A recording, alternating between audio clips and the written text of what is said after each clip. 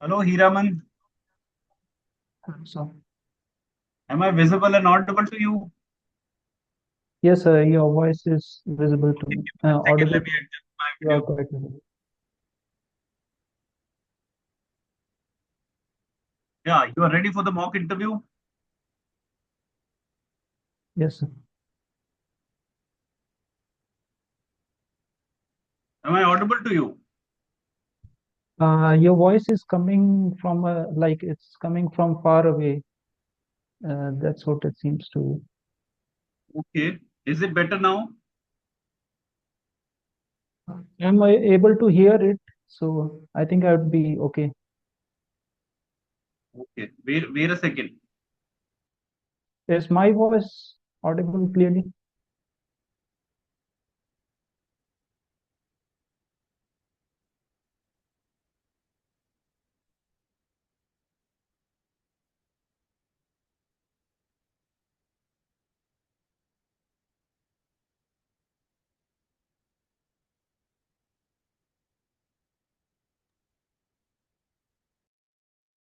Is it better now? Yes, sir. I'm able to hear you. But your voice is also a little less on loudness. Uh, should I? Yeah, Using try the disconnecting the earphones. Should I connect the earphone or just No, no, directly this is through the? better. This is better. This is better than the earphones. Sure. Okay, so Heeraman, let us start your mock interview. Please introduce yourself first. Sir, my name is Heeraman. I'm from the Churu district of Rajasthan, and I've done my schooling majorly from Kota, and after which I went for my UG program in IASC Bangalore, where I did my bachelor's from material sciences. After which I went for my PG at JAIST, Japan, where I did my PG project in biomaterials and molecular biology, sir.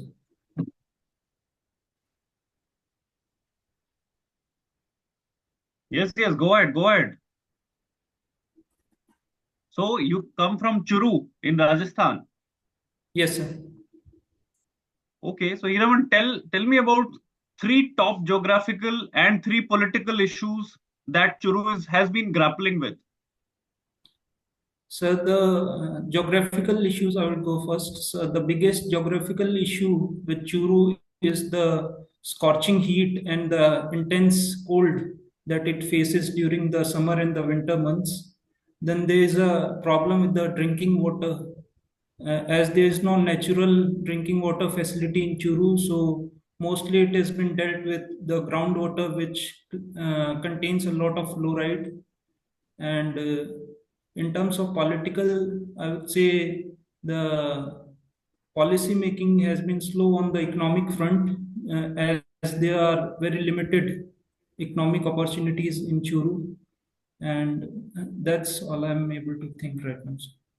Okay, so overall, Hiraman, we are witnessing that there has been a rise in extreme climatic events. The global warming has gone unchecked. Yes, How sir. to check it, or if you are at the helm of the affairs, how would you check global warming? Sir, do you mean how to tackle with it or how to measure Yes, it? yes. Checking means how to control it, how to mitigate it.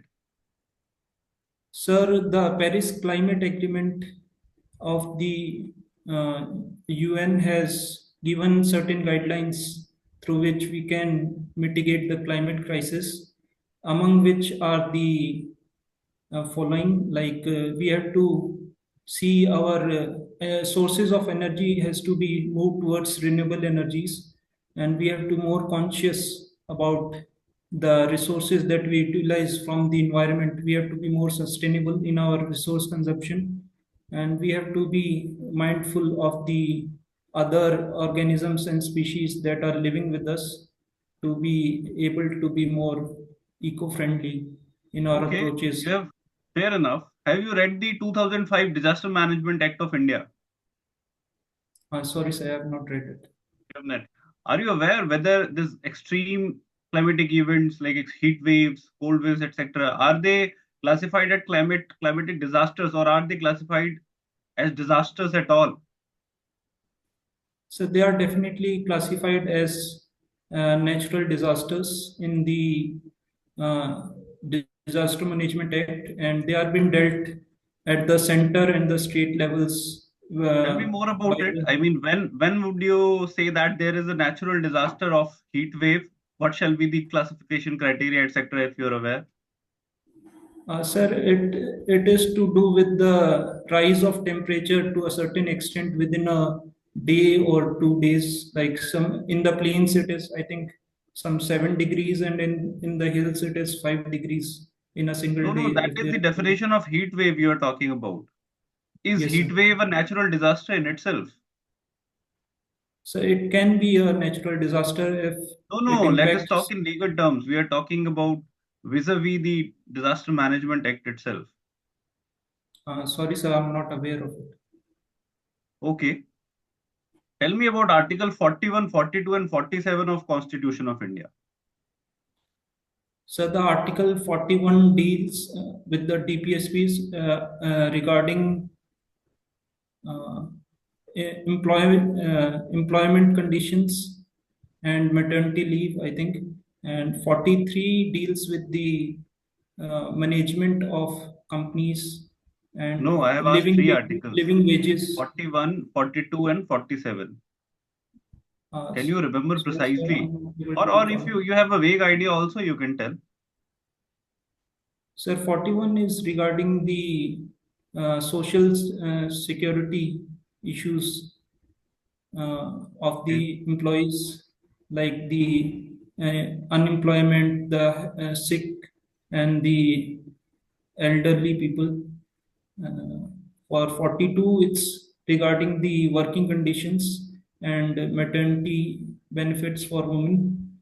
And 47, I think it's regarding the SCST and backward classes, the No, interest no, of no. these But classes. no, no, but fine. At least you have told the two of them correctly. Now tell me one thing. Yes, sir. All these exigencies which are mentioned in Article 41, 42, they pertain to some sort of economic relief itself. Then why do Yes, we sir. call this as social security rather than calling it as economic security? So the economic security in turns affect their social well-being. So that is why I think they are termed as both economic and social No, no, securities. there is no economic security. The word famously is called as social security. Sir, I'm not aware of the exact reason, but I think they are to do with that their social condition does not get impacted because of their economic conditions. No, let me tell you, it is called social security because the whole society is fending for their social security needs or for their Yes. needs. Okay, that is how we see it. Fair enough. Now tell me, how was social security needs been taken care of in the ancient times, if you can tell? When there was no EPF and MP Act, or for that matter, no legal provisions like directive principles, etc. So, if we look in the ancient history of India, there have been cases where there is a flood or there is a drought condition, and the ruling class were able to generate employment by building forts or some temples. That in that way they were able to provide employment and the food security to the people. And some kings have made irrigation facilities with state fundings so that their irrigation systems can be more robust. In that way, Okay, so they have made sure Hiraman, you that. come from Rajasthan. There are a lot of scheduled tribes over there. Are you aware of Yes, certain social security traditional practices which are still continuing amongst the tribes of Rajasthan?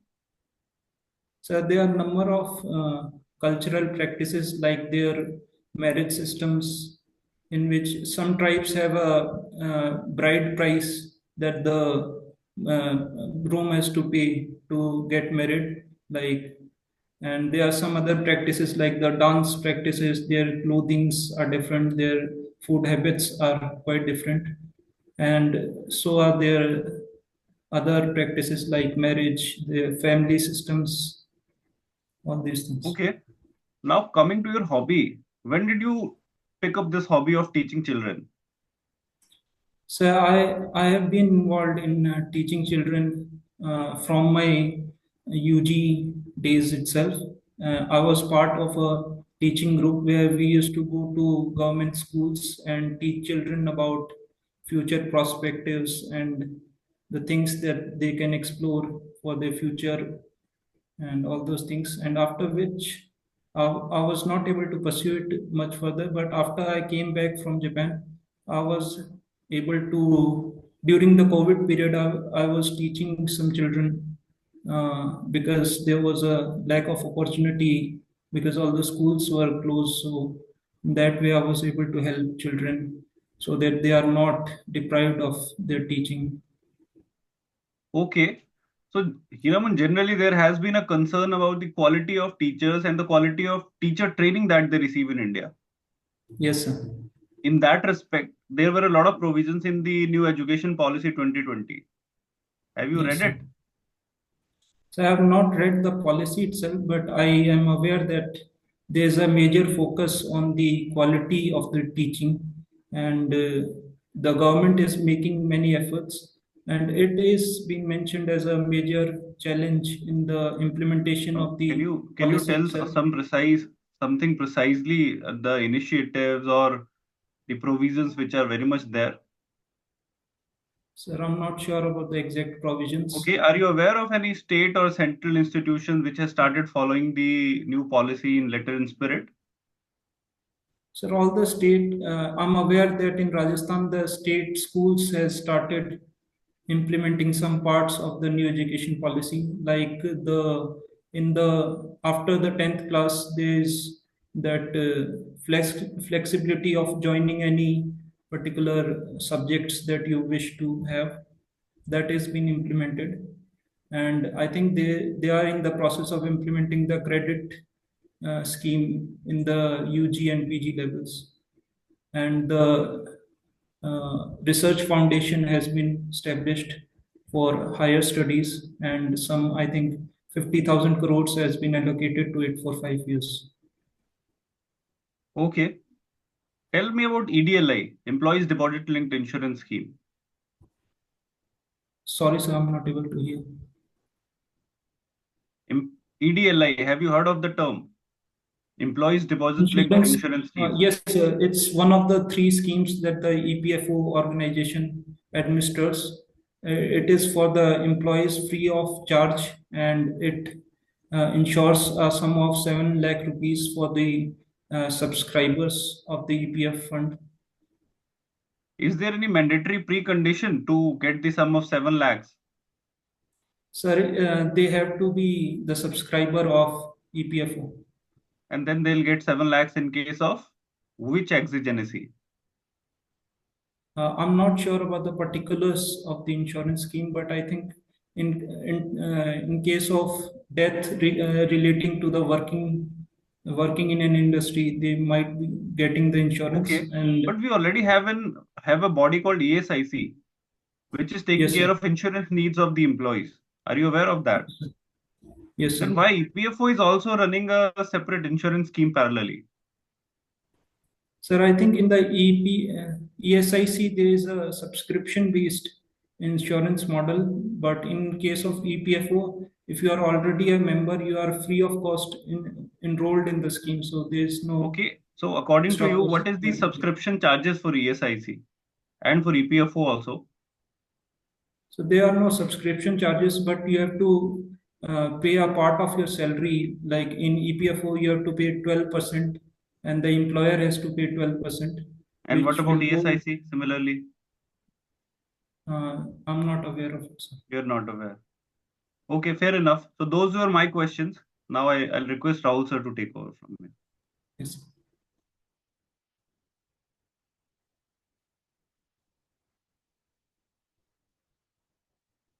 So Heeraman, your name is very unique. Have you ever met another person named same as you? No, sir, but I have read about some people by this name. Okay, good. So what does it mean? So it means a heart of diamond, which means the most pure heart, because diamond can only be found by the purest of carbon. Okay. So, you are, with science background, you have studied in some very nice colleges. So tell me, Yes. how is a diamond made? What is the process? So diamond is made by high amount of pressure and temperature when it is applied to carbon, pure carbon atoms. It forms into a 3D structure, which is the diamond itself. Okay. So have you heard that these days artificial diamonds are being made? Yes, sir. So do you know about how they make it? What is the process? So I'm not aware about the technical process, but they are being made using laser technology to create a simulation of high pressure and technology in the laboratory conditions. And it is a replacement for the naturally mined diamonds, which are unsustainable for the environment. So the government of India is also promoting it through a PLI scheme as well. Okay. So are you aware that in India any such production is being made of artificial diamonds? Sir, I'm not sure about the industry, but there are centers of excellence being set up at IIT Madras. Okay. All right. Uh, So, considering your, education background, one thing that is very, surprising for me that you want to get into, a job like EO of enforcement officer. You seem like a man of science. You have studied in very good colleges. You have got some fellowships also. So, Yes, why, sir. role of an enforcement officer seems very So, antithetical to your personality also. uh, sir, after my PG, I was supposed to join a biotech startup, but during the COVID period, my father got very sick, so I had to come back home to cater to his needs. And during that period, I started preparing for civil services. So I have right now I am been preparing for it, and I think this is a good opportunity for me because it offers similar job profile. So I'm very interested in joining the, and also, sir, the So, why UPSC also? When did you come to know of this exam, like UPSC Civil Services exam? When did you come to know of it first? In your college or later? so I already knew about the civil services exam during my college itself, and I was also interested in it, but I chose to pursue my core field of the core field in Okay. which I was working. And after I came back home due to my father's illness, I was not able to go back. So I had an option to prepare for the civil services, and I was always interested because while I was teaching children and other activities, I was always keen to be part of the social services.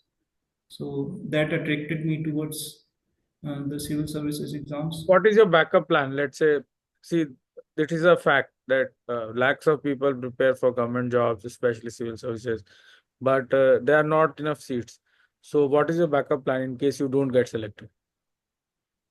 So definitely, I have thought about it, and I think I would go for improving and helping the farmers of my locality into adopting technologies, particularly advanced technologies, to improve their livelihoods. And I have been working with some of my family members regarding this, like the new age agriculture practices that are being coming up, which can really help our farmers. So I think if Tell I'm me about not some selected, some such new technologies that you have come across. sir, the major challenge for our farmers is the low productivity that they have. So first of all, we have to identify what are the challenges, like the crop management that they are doing. Then there's other high value crops that they can grow and export, like the plantations, especially in Rajasthan, where there's very little water. So we have a lot of potential regarding olive oil or jojoba oil or dates. So all these very high value crops can be exported and can be like help the farmers in the distressing situations. All right. My final question to you, my final question to you, Hiraman, is that uh, you are, planning to join an organization which works in the field of social security. So in Yes, sir. India, farmers, what do you think constitutes the social security net for farmers in India? So there are a number of schemes that the government of India as well as states have implemented for social welfare of farmers, like the PM Kisan scheme, and there are other schemes for increasing agriculture productivity, like the uh, Kisan Sampada Yojana, and there's MSP is given on certain agriculture products. Then there is TOP scheme, which is for horticulture. Then there's Matsya Sampada Yojana is there. Any scheme that is providing pensions to the farmers. Farmers also get old, right? And they'll not be able to work in the fields. So Yes, do sir. they also get pension?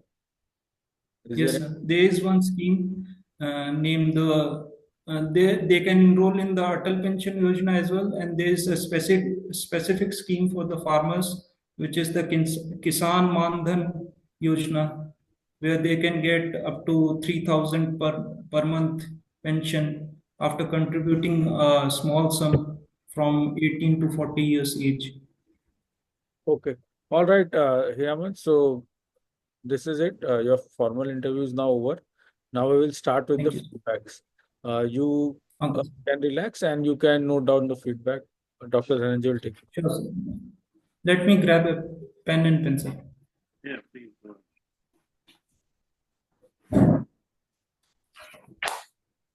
Yes, sir.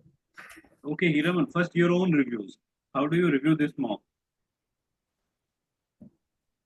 So I would say that I have to work on my current knowledge of the schemes of the government, and I have to work on my personal answers regarding why I wanted to join the EPFO and all. See, you have a brilliant profile, let me tell you, first of all. Now, there is a difference between suitability and excellence. You are as excellent as one can get on where you are right now. Right. Yes. But what we need here is suitability. So two, three things. When is your interview? First of all, how many days we have is crucial to know. When So is your interview? I have to interview on 30th, so I think I have some 13, 10 days. fair amount of time, 10 days are good Yes. enough. Keep noting down. First is, you have to be very precise. Precision is one thing. What you did is, you had intellectual answers on a number of occasions. But what we need or what we need to give to the board is concrete answers, precise and succinctly concrete answers, without wasting too much of time, without using the flaps, without giving long intros. We have to come to the point. For example, when I asked you about how you will handle this global warming when you are at the helm of the affairs, you started Yes. telling very broad aspects. Like it was an intellectual discussion that we have to be sustainable in our approach. We have to see, when it comes to administration, because you are a science student, so you are very well versed with the themes, etc. But you have to be very concrete in your answers. Like, first of all, sir, as we know that these 4 or 5 aspects are there because of which pollutions are caused. We have to check these aspects one by one. For checking this, we'll do this. For checking this, we'll do this. For checking this, we'll do this. We have to be as precise and clear as this. I hope Yes. I'm making sense. First Yes, is sir. that. Second is, don't go on speaking. Don't, drag your answer for more than 3-4 sentences. Once fourth sentence is uttered, finish the answer. Always Okay, sir. remember that the more time you give to the board, the more questions they ask, the more chances of exploring your diverse persona will the board be having, and then that will definitely increase your chances of getting good marks, Okay, sir. right? And don't take too much of time in coming to the best part of the answers. And one more thing I would like to say, you don't have to, you already have a good base of knowledge. Don't need to worry about the knowledge. First of all, it's not a test of knowledge. And in your endeavor to prove yourself knowledgeable, don't speak peripheral stuff.